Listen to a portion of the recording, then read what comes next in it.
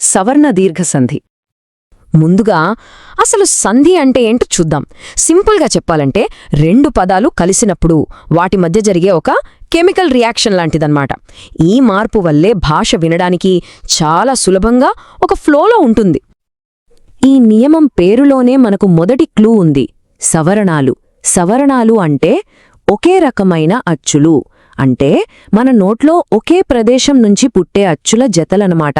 అవేంటంటే ఆ ఆ, ఈ ఈ, ఊ ఊ మరియు రూ రు.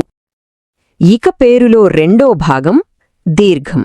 రెండు ఒకే రకమైన అచ్చులు కలిసినప్పుడు ఫైనల్గా వచ్చే పొడిగించిన అచ్చు ధ్వనినే మనం దీర్ఘం అంటాం. అవే ఆ, ఈ, ఊ మరియు రూ. సవర్ణ ప్లస్ దీర్ఘ. ఇప్పుడు కొంచెం అర్థమవుతుంది కదూ? సో మొత్తం సూత్రం చాలా సింపుల్ అండి. ఒక అచ్చు తర్వాత దాని పోలిన సవర్ణమైన అచ్చు వచ్చినప్పుడు ఆ రెండూ కలిసిపోయి వాటి దీర్ఘరూపంగా మారిపోతాయి. ఇంతే. ఇదే సవర్ణ దీర్ఘ సంధి వెనకున్న అసలు లాజిక్. సరే, ఈ రూల్ ఆ 4 అచ్చుల జతలతో ప్రాక్టికల్గా ఎలా పనిచేస్తుందో చూస్తే మనకు ఇంకా క్లియర్గా అర్థమవుతుంది. ఈ టేబుల్ చూడండి.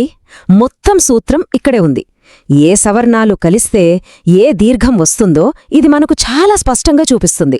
దీన్ని ఒక కీలాగా గుర్తుపెట్టుకోవచ్చు. సరే, మరి ఈ నియమాన్ని యాక్షన్లో చూద్దాం. మనం మొదట చూసిన పజిల్లోని అ అచ్చుతోనే స్టార్ట్ చేద్దాం. మనం మొదట్లో చూసిన 2 పదాలు ఇవే, శివ మరియు ఆలయం. ఇక్కడ పదాలు కలిసే చోట జాగ్రత్తగా గమనించండి. శివాలోని చివరి శబ్దం ఆ మరియు ఆలయంలోని మొదటి శబ్దం ఆ. ఇవి 2 సవరణాలు, అంటే ఒకే జాతికి చెందినవి. చూసారా? ఆ ఆ కలిసిపోయి దీర్ఘమైన ఆగా మారాయి. అందుకే శివాలయం అనే పదం ఏర్పడింది. మన పజిల్ సాల్వ్ అయిపోయింది.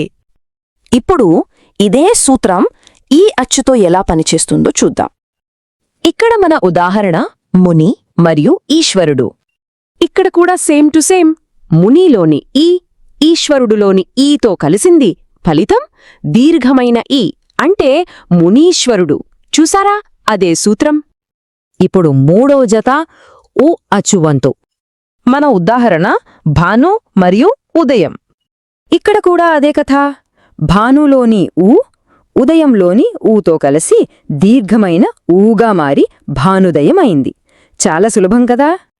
ఈ నియమం మన భాషలో ఎంత కామన్గా వాడతామో చూడ్డానికి కొన్ని ఉదాహరణలను ఫాస్ట్గా చూసేద్దాం. సరే, ఒక లైట్నింగ్ రౌండ్. ఈ ప్యాటర్న్ని మరింతగా అర్థం చేసుకోవడానికి రెడీగా ఉండండి. విద్యా ప్లస్ అర్ధి ఏమవుతుంది? విద్యార్థి. హిమ ప్లస్ ఆలయం, హిమాలయం.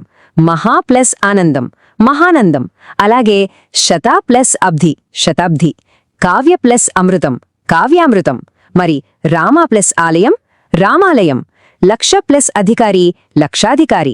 చివరిగా గురు ప్లస్ ఉపదేశం, గురూపదేశం. గమనించారా? ఈ సూత్రం మన భాషలో ఎంత సహజంగా కలిసిపోయిందో. మరి ఫైనల్గా మనం నేర్చుకున్నది ఏంటి? దీన్ని సింపుల్గా ఎలా గుర్తుపెట్టుకోవాలి? ఫ్యూచర్లో సవర్ణ దీర్ఘ సంధిని గుర్తుపట్టడానికి ఈ 3 స్టెప్ చెక్లిస్ట్ గుర్తుంచుకోండి.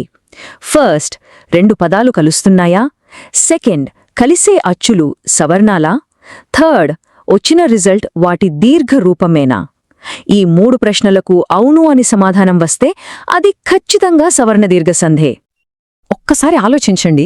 మనం ప్రతిరోజు వాడే భాషలో ఇలాంటి దాగి ఉన్న నియమాలు ఇంకెన్నున్నాయో కదా.